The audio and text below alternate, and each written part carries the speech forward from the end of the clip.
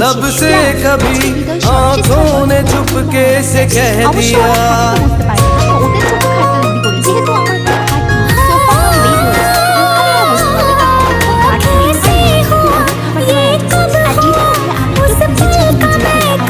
शुक्रिया लब से कभी आँखों ने चुपके से कह दिया तेरी है अमानत दिल तुझी को सौंप दूं एहसान कर दे मुझ पे तेरे बिन ना जी सकूं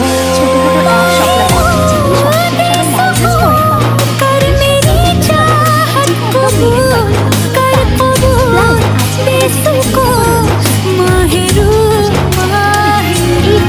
माहिरू दे सुकून कर मेरी चाहत कबूल कर कबूल दे सुकून माहिरू माहिरू।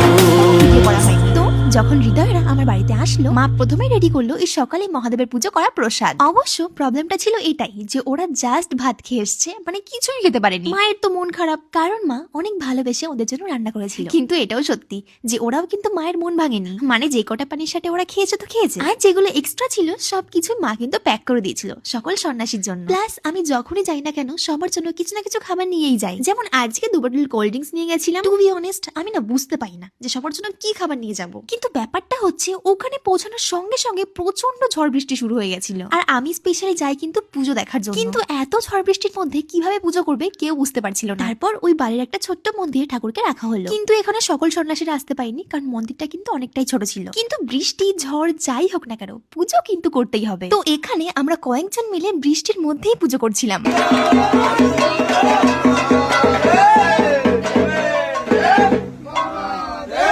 আর জানো তো আজকে এমন অবস্থা হয়েছিল মনে হচ্ছিল আমার আর বাড়ি যাওয়া হবে না, কারণ প্রায় রাত 11টা বেজে গেছে, এখনো বৃষ্টি কমছিল না। অবশ্যই বাড়ির লোক খুব ভালো ছিল, আমাকে তো যেতেই দেবে না। তো হ্যাঁ, এইবারে সবাই খাওয়া দাওয়া করতে বসে পড়লাম। আজকের মেনুতে ছিল ভাত, ডাল, একটা 5 মিশালি সবজি। খাওয়া দাওয়া শেষ করে কিছুক্ষণ পর বৃষ্টি কমেছিল, আর দেখো রাত 11:30টার সময় হৃদয় আর একটা ভাই আমাকে বাড়িতে দিতে আসলো। সত্যি সব মিলে দিনটা বেশ ভালো কাটলো, আর 2 দিনের মধ্যে আমিও সন্ন্যাসী থাকবো ভেবেই বেশ ভালো লাগছে। আর তোমরা এমন ডেইলি ব্লগ চাইলে আমায় জানাতে পারো।